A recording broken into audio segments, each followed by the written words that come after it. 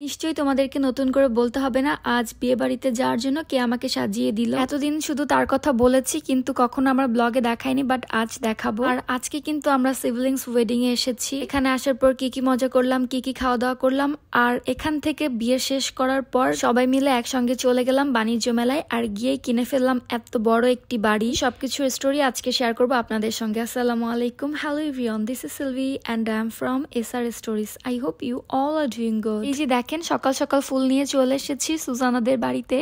ফুলগুলো অবশ্য রিফাত রাতে এনে দিয়েছিল, আমি পানিতে ভিজিয়ে রেখেছিলাম, সকালবেলা নিয়ে এসেছি। আসার পরে হচ্ছে মেকআপ করা স্টার্ট করে দিয়েছি আর আমার মেকআপটা আজকে এত সুন্দর হচ্ছে মাশাআল্লাহ। ফাইনাল লুকও মেবি ইতিমধ্যে আপনারা দেখে ফেলেছেন। যাই হোক, মেকআপ করতে করতে ব্রেকফাস্ট করে নিলাম। যদিও আমি খেতে চাচ্ছিলাম না, বাট খাওয়ার পরে বেশ মজাই লেগেছে। পরোটা, ডিম ভাজি, আলু ভাজি সবকিছু খুবই মজা ছিল। মেকআপ করতে করতে খেতে খেতে তারপর হচ্ছে কিছু ভিডিওস মেক করতেছিলাম। আর আজকে হচ্ছে আমার মেকআপ আর্টিস্টের সঙ্গে আপনাদের পরিচয় করিয়ে দিব। এই যে হচ্ছে Sujana, here is my makeup artist. Don't forget to say মাশাআল্লাহ। আমার মেকআপ একদম কমপ্লিট। এখন হচ্ছে আমি আমার শাড়িটা পরবো। আজ হচ্ছে আমি এই মেরুন কালারের শাড়িটি পরবো, সাথে এই মেরুন কালারের চুড়িগুলা ম্যাচিং করছি। আর আজ কিন্তু আমি মেকআপ করতে করতে, হেয়ার স্টাইল করতে করতে আমার চুলও কেটে ফেললাম। দেখেন গাইস, লুকের জন্য চুল কেটে ফেলছি, দেখেন। ও মাই গড, দেখে এই যে আমার চুল।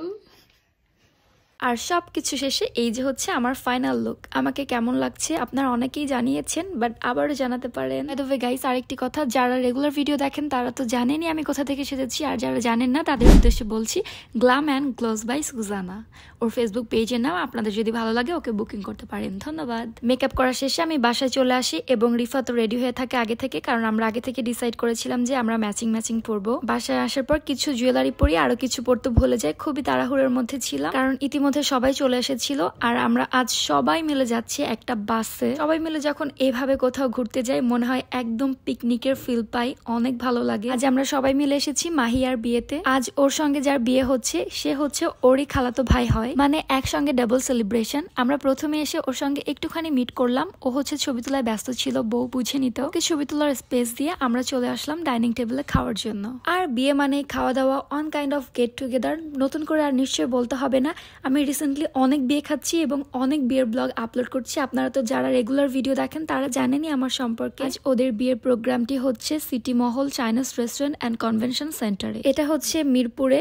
স্টার্টারে ছিল সালাদ, তারপর হচ্ছে বোরহানি, একে একে সব ধরনের ফুডগুলি দিয়ে দেয়। তার মধ্যে ছিল কাবাব, চিকেন রোস্ট। আমি রোস্টের লেগ পিস খেতে খুব পছন্দ করি, কিন্তু রিফাত তার উল্টোটা। আপনি রোস্টের কোন পিস খেতে বেশি পছন্দ করেন এবং আজকের ভিডিওটি আপনি কোন জেলা থেকে দেখছেন সেটা কমেন্টস করে জানাতে পারেন। খাওয়ার শুরুতেই এলাচ আমার প্লেটে হাজির, যেটা না বললেই নয়। এগুলি দিয়ে খেতে খেতে বিফ কারি চলে এসেছে। আর বিয়ে বাড়ির গরুর মাংসটা একটু আলাদাই টেস্ট হয়। আমরা খাওয়া দাওয়া করতে করতে হঠাৎ দেখি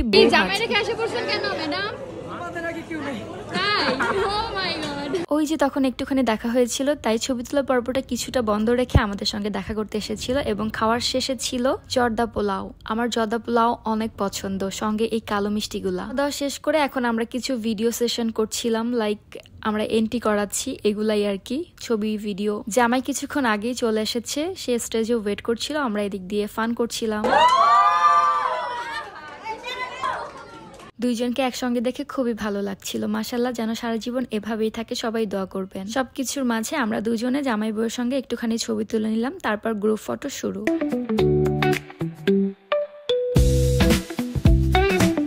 এখন বসে আমি আর রিফাত আমাদের দুইজনের কাপল পিকচার তোলার জন্য পজিশন খুঁজতেছিলাম। বাই দ্য ওয়ে, দুইজন কিছু ছবি তুলেছি, তারপর হচ্ছে এখন মালা বদল করতেছিলাম। মাঝে মধ্যে নিজেকে দেখে খুবই আফসোস হয়, কারণ নিজেদের বিয়ে নিয়ে আকাশ পরিমাণ স্বপ্ন ছিল, তো সেটা পূরণ হয়নি, কিন্তু হবে। যে সময়টা চলে গিয়েছে ওইটা আর কখনোই ফিরে আসবে না। সবকিছু শেষে এখন হচ্ছে বিয়ে পড়ানো হচ্ছিল। বিয়ে পড়ানোর পর এই যে হচ্ছে মিষ্টি খাওয়া দাওয়া শুরু সবার। বিয়ের মিষ্টি, এত কিছুর মাঝে কিন্তু জুতা চুরি করতে তার শালীরা ভোলেনি। তো সেই জুতা চুরির টাকা দিয়ে সবাই মিলে একসঙ্গে ঠান্ডা ঠান্ডা আইসক্রিম খেলাম। আইসক্রিম খেতে খেতে সবাই মিলে প্ল্যান করে ফেললাম আজ আমরা বাণিজ্য মেলায় যাব। যেহেতু ঢাকা আন্তর্জাতিক বাণিজ্য মেলায় এখনো পর্যন্ত আমরা দুইজন একসঙ্গে যাইনি, আর আজ না গেলে এবছরও আর যাওয়া হবে না, কারণ আজই হচ্ছে বাণিজ্য মেলার শেষের দিন। তো পরিবারের সবাই মিলে একসঙ্গে এসেছি, তো সবাই মিলে একসঙ্গে চলে আসলাম বাণিজ্য মেলায়। এখানে আসতে অনেক হ্যাসেল হয়েছে, যেটা না বললেই নয়। এত পরিমাণ রাশ ছিল আর রাস্তায় জ্যাম ছিল। গাড়ি রেখে আমরা হাঁটতে হাঁটতে হাঁটতেই এসেছি এবং শাড়ি পরে হাঁটতে হাঁটতে আমার জীবন অর্ধেক শেষ। তারপরেও এত বড় একটা মুখ ভর্তি হাসি নিয়ে ভিডিওর সামনে ভিডিও করতে লেগে পড়েছি। চলে এসেছি আমরা বাণিজ্য মেলায়। এখানে লাস্ট এসেছিলাম আরো 2 বছর আগে আমার বাবার সঙ্গে। অনেক স্মৃতি, একটা ইমোশন কাজ করতেছিল। আগে যখন আসতাম তখন দেখতাম ড্রেস আর এখন এসে শুধু সংসারের জিনিসপাতি দেখতেছি। এটা ভেবেই না নিজের কাছে একটু অন্যরকম লাগতেছিল যে আগে কোনোদিন আমি এগুলার কাছেও যেতাম না, বাট এখন এসে প্রথমে আমি ওইটাই দেখা শুরু করলাম। এরপর মেয়েদের কত পরিবর্তনই না আসে, সেগুলি এতদিন শুনেছি, এখন শুধু নিজের মধ্য দিয়ে এগুলি উপলব্ধি করি। এখানে জাস্ট আমরা 1.5 ঘন্টার মতো হাতে টাইম নিয়ে এসেছিলাম, কারণ আমরা ইতিমধ্যে একটি বিয়ে খেয়ে এসেছি। অনেক হ্যাসেল হয়েছে, কবের থেকে আসবো করছি, তবে সেভাবে আর আশা হয়ে ওঠেনি।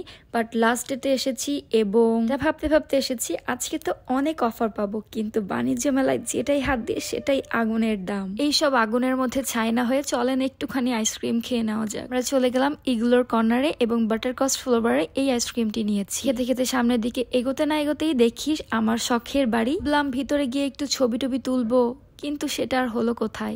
না আসতেই দেখি বাড়ি একদম ক্লোজ। আমার খুব ইচ্ছা আমি এরকম একটি বাড়ি কিনবো, এখন আমার অনেক টাকা হবে।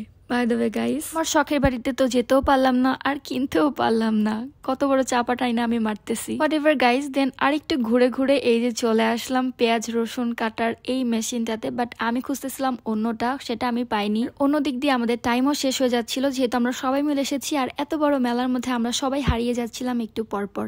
এত হাঁটাহাঁটি করার পর বেশ ক্ষুধা লেগে যায় আর আমরা হুড়ো করে অর্ডার করে ফেলি চিকেন চাপ।